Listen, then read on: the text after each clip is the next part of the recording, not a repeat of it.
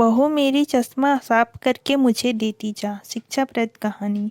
मैं घर की नई बहू थी और एक प्राइवेट बैंक में एक अच्छे ओहदे पर काम करती थी। मेरी सास को गुजरे हुए 1 साल हो चुका था। घर में मेरे ससुर और पति के अलावा कोई नहीं था। पति का अपना कारोबार था जिससे उनकी व्यस्तता काफ़ी रहती थी और कभी कभी हमारे बीच संबंध बनता, लेकिन जब बनने लगे तो उसमें भी आफत, क्योंकि घर में एक बुजुर्ग पिताजी थे, कभी भी आवाज़ दे के बुला लेते थे। हर सुबह जब मैं जल्दी जल्दी घर का काम निपटाकर ऑफिस के लिए निकलने की तैयारी करती, ठीक उसी वक्त मेरे ससुर मुझे आवाज़ देकर कहते, बहू मेरी चश्मा साफ कर मुझे देती जा। यह रोज का सिलसिला था। ऑफिस की देरी और काम के दबाव की वजह से कभी कभी मैं मन ही मन झल्ला जाती थी, लेकिन फिर भी अपने ससुर को कुछ कह नहीं पाती। एक दिन मैंने इस बारे में अपने पति से बात की। उन्होंने भी यह जानकर हैरानी हुई, लेकिन उन्होंने पिता से कुछ नहीं कहा। उन्होंने मुझसे सलाह दी कि सुबह उठते ही पिताजी का चश्मा साफ करके उनके कमरे में रख दिया करो, ताकि ऑफिस जाते समय कोई परेशानी न हो। अगले दिन मैंने वैसा ही किया, पर फिर भी ऑफिस के लिए निकलते समय वह बात हुई। ससुर ने मुझे फिर बुलाकर कहा कि बहू मेरा चश्मा साफ कर दे। मुझे बहुत गुस्सा आया, लेकिन मेरे पास कोई विकल्प नहीं था। धीरे धीरे मैंने उनकी बातों को अनसुना करना शुरू कर दिया और कुछ समय बाद तो मैंने बिल्कुल ध्यान देना ही बंद कर दिया।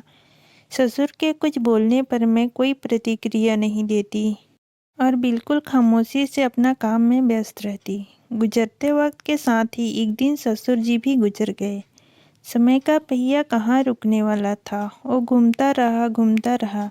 छुट्टी का एक दिन था। अचानक मेरे मन में घर की सफाई का ख्याल आया। मैं अपने घर की सफाई में जुट गई। तभी सफाई के दौरान मृत ससुर की डायरी में मेरे हाथ लग गई। मैंने जब अपने ससुर की डायरी को पलटना शुरू किया तो उसके एक पन्ने पर लिखा था, दिनांक 26/10/19। मेरी प्यारी बहू, आज इसके इस भाग दौड़ बेहद तनाव व संघर्ष भरी जिंदगी में घर से निकलते समय बच्चे अक्सर बड़ों का आशीर्वाद लेना भूल जाते हैं, जबकि बुजुर्गों का यही आशीर्वाद मुश्किल समय में उनके लिए ढाल का काम करता है।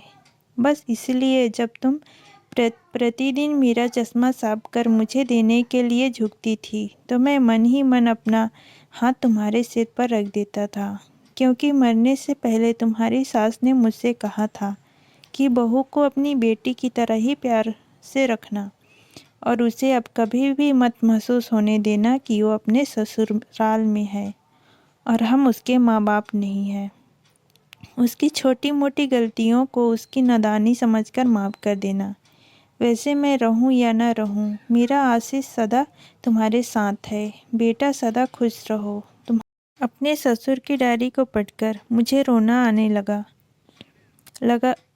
आज मेरे ससुर को गुजरे ठीक 2 साल से ज़्यादा समय बीत चुके हैं, लेकिन फिर भी मैं रोज़ घर से बाहर निकलते समय अपने ससुर का चश्मा अच्छी तरह साफ कर उनके टेबल पर रख दिया करती हूँ। उनके अनदेखे हाथ से मिले आशीष की लालसा में अक्सर हम जीवन में रिश्तों का महत्व भूल जाते हैं, महसूस नहीं कर पाते, चाहे वो किसी से भी हो, कैसा भी हो। और जब तक महसूस करते हैं तब तक वह हमसे बहुत दूर जा चुका होता है।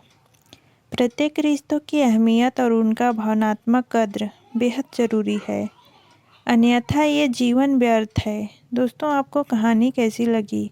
अच्छा लगे तो चैनल को लाइक, सब्सक्राइब एंड शेयर ज़रूर करें।